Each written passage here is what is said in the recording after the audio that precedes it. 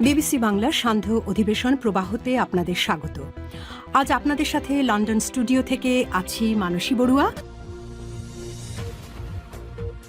বাংলাদেশের সর্বশেষ গুরুত্বপূর্ণ আপডেট সংবাদে আপনাকে স্বাগত। শুরুতেই সংবাদ শিরোনাম, পরে বিস্তারিত।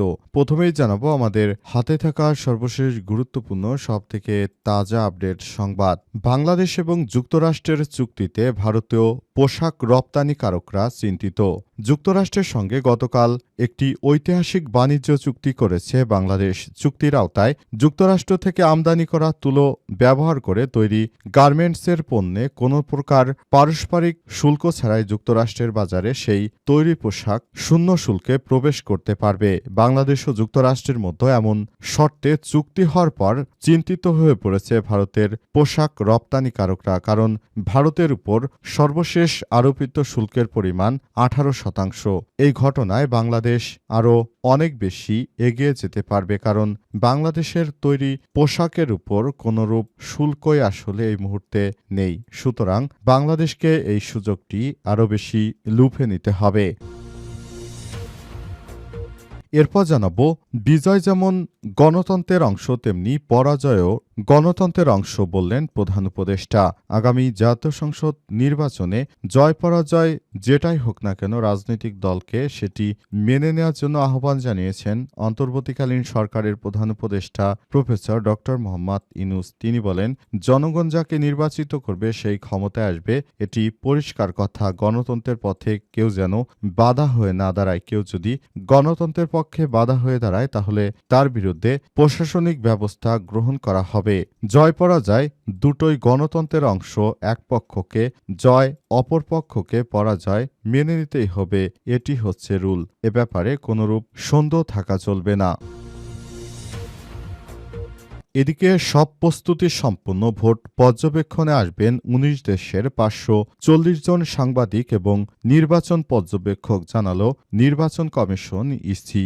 আসন্ন জাতীয় সংসদ নির্বাচন উপলক্ষে বিশ্বের বিভিন্ন দেশ থেকে অর্থাৎ সর্বমোট ১৯টি দেশ থেকে বাংলাদেশের নির্বাচন পর্যবেক্ষণ করতে আসবে ৫৪০ জন সদস্য। তারা ইতিমধ্যেই বাংলাদেশে আসতে শুরু করেছে। তারা আগামীতে একটি সুন্দর ও সমৃদ্ধ বাংলাদেশ গড়ে তুলতে তারা বাংলাদেশের পাশে থাকতে চায় বলে জানিয়েছেন নির্বাচন কমিশনার।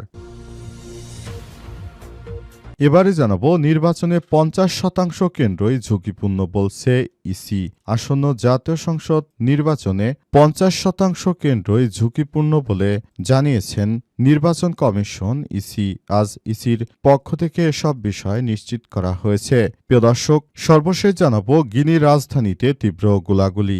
আফ্রিকার দেশ গিনির রাজধানীতে কোনাক্রিও কেন্দ্র কারাগার ও প্রেসিডেন্ট প্যালেসের সংলগ্ন এলাকায় ভারী গোলাগুলির শব্দ শোনা গেছে। দীর্ঘ সময় ধরে গোলাগুলি চলছে বলে জানিয়েছে বিভিন্ন আন্তর্জাতিক গণমাধ্যম। আজ আন্তর্জাতিক গণমাধ্যম থেকে সব বিষয় নিশ্চিত করা হয়েছে। প্রিয় দর্শক, এতক্ষণ শুনছিলেন সংবাদ শিরোনাম, এবারে বিস্তারিত। তবে তার আগে বন্ধুরা অনুরোধ থাকবে, এই সংবাদটিতে একটি লাইক দিন। এই চ্যানেলে আপনি নতুন হয়ে থাকলে আমাদের সংবাদটি দেখতে দেখতে চ্যানেলটি সাবস্ক্রাইব করে রাখুন। কমেন্ট করে বন্ধুরা আপনার মূল্যবান মতামত জানিয়ে দিন আপনি বিশ্বের কোন দেশ থেকে বা বাংলাদেশের কোন স্থান থেকে আমাদের সংবাদটি দেখছেন এবং শুনছেন। আর বন্ধুরা, সংবাদটি আপনার সোশ্যাল মিডিয়া ফেসবুকে শেয়ার করে বন্ধুদেরও দেখার সুযোগ করে দিন। আগামী জাতীয় সংসদ নির্বাচনে আপনি কোন দলকে সমর্থন করেন কমেন্ট করে জানিয়ে দিন। দাড়িপাল্লা নাকি শাপলাকলি, নাকি ধানের শীষ, নাকি আল্লামা মামুনুল হকের রিকশা, কোন প্রতীকে আপনি ভোট দিতে চান পুরো বিশ্ববাসীকে বিষয়টি জানিয়ে দিন। এবারে বিস্তারিত। দ্য হিন্দুর প্রতিবেদন, বাংলাদেশ ও যুক্তরাষ্ট্রের চুক্তিতে ভারতীয় পোশাক রপ্তানিকারকরা চিন্তিত। যুক্তরাষ্ট্রের সঙ্গে গতকাল বাংলাদেশের একটি ঐতিহাসিক চুক্তি স্বাক্ষরিত হয়েছে। চুক্তি অনুযায়ী এখন থেকে বাংলাদেশের তৈরি পোশাক যুক্তরাষ্ট্রের বাজারে যদি যুক্তরাষ্ট্রের তৈরি তুলা দিয়ে বাংলাদেশের পোশাক রপ্তানি করা হয় তাহলে সেই পোশাকে কোনরূপ শুল্ক লাগবে না, অর্থাৎ শূন্য শুল্কে যুক্তরাষ্ট্রের বাজারে সরাসরি প্রবেশ করতে পারবে বাংলাদেশের তৈরি পোশাক। আর এই ক্ষেত্রে ভারতের তৈরি পোশাক যুক্তরাষ্ট্রের বাজারে প্রবেশ করতে পারবে, তবে এর জন্য ভারতকে দিতে হবে 18% শুল্ক। অবস্থায় নতুন করে চিন্তার ভাঁজ পড়েছে নরেন্দ্র মোদী সরকারের কপালে। আজ তা ভারতের জনপ্রিয় গণমাধ্যম হিন্দুর প্রতিবেদন থেকে জানা গেছে যে মূলত বাংলাদেশের সঙ্গে যুক্তরাষ্ট্রের 25টি বোয়িং যাত্রীবাহী বিমান কেনার পরে এমন একটি চুক্তি স্বাক্ষরিত করেছেন অন্তর্বর্তীকালীন সরকার, যেটা বাংলাদেশের তৈরি পোশাক খাতের জন্য আরও অনেক বড় ভূমিকা পালন করবে। আগামীতে একটি সুন্দর ও সমৃদ্ধির বাংলাদেশ গড়ে তুলতে হলে তৈরি পোশাক খাতের যে রপ্তানিকারক শুল্ক রয়েছে, অর্থাৎ যুক্তরাষ্ট্রে রপ্তানি করলে যে শুল্ক দিতে হয়, এটি অনেক বড় ভূমিকা পালন করবে। সেই ব্যবস্থাই গ্রহণ করা হয়েছে। তবে বাংলাদেশের এমন উত্তরোত্তর সাফল্যে কোনোভাবেই ভারত তারা ভালো চোখে দেখছে না, তারা প্রতিহিংসায় মত্ত হয়ে আছে।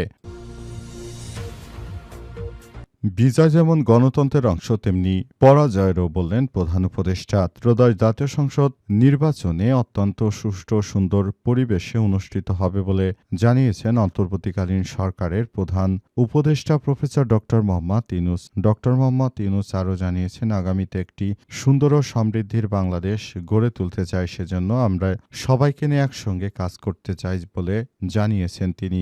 অন্তর্বর্তীকালীন সরকারের প্রধান উপদেষ্টা প্রফেসর ডক্টর মোহাম্মদ ইউনূসের সরকার আরও জানিয়েছেন যে বর্তমানে যে কন্ডিশন রয়েছে এর মধ্য দিয়ে বাংলাদেশটাকে সুন্দরভাবে গড়ে তুলতে হবে এবং সে অনুযায়ী আমরা সবাই মিলে আগামীতে একটি সুন্দর ও সমৃদ্ধির বাংলাদেশ গড়ে তুলতে চাই। সেজন্য সবাইকে নিয়ে একটি সুন্দর ও সমৃদ্ধির বাংলাদেশ আমাদেরকে গড়ে তুলতে হবে। সেজন্য সরকার প্রধান জানিয়েছেন, জয় পরাজয় সেটা হতেই পারে, আপনার দলকে যে দল যত মানুষ ভোট দেবে আপনি তত শতাংশই ভোট পাবেন। এটা নিয়ে নির্বাচনে কারচুপি কারসাজি করে কোনো লাভ নেই, কারণ এটি জনগণের কাছে আপনার পক্ষে আরও নেতিবাচক বার্তা যায়। তাই আপনাদের সবাইকে বলবো, নির্বাচনে জয় পরাজয় সবই নির্বাচনের অংশ।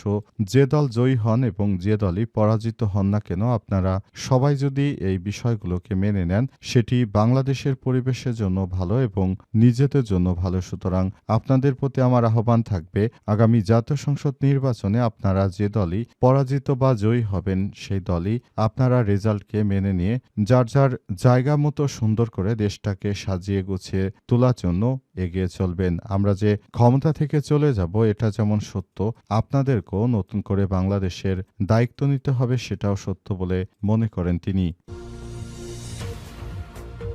প্রস্তুতি সম্পন্ন ভোট পর্যবেক্ষণে আসবেন 19 দেশের 540 জন সাংবাদিক পর্যবেক্ষক, ইসি বলছে ইসি সচিব। আসন্ন 12 ফেব্রুয়ারি ত্রয়োদশ জাতীয় সংসদ নির্বাচন ও গণভোটের অংশগ্রহণ করার মধ্য দিয়ে বাংলাদেশে নতুন করে আবার একটি বিপ্লব হতে চলেছে। বিপ্লব হবে ভোটের বিপ্লব। সবাই যেন গণভোটে হ্যাঁ সূচক ভোট দেয়, এমনটাই মনে করা হচ্ছে। আগামীতে একটি সুন্দর ও সমৃদ্ধির বাংলাদেশ গড়ে তোলার জন্য সবাইকে একসঙ্গে কাজ করতে হবে। অন্তর্বর্তীকালীন সরকারের প্রধান উপদেষ্টা প্রফেসর ডক্টর মোহাম্মদ ইউনূসের সরকার আগামীতে একটি সমৃদ্ধির বাংলাদেশ গড়ে তুলবেন, এই প্রত্যাশাই করে সবাই। সেজন্য ইতিমধ্যেই নির্বাচনী পর্যবেক্ষকরা দেশে আসতে শুরু করেছেন। 19 দেশ থেকে মোট 540 জন সাংবাদিক ও নির্বাচন পর্যবেক্ষক তারা বাংলাদেশে আসবে।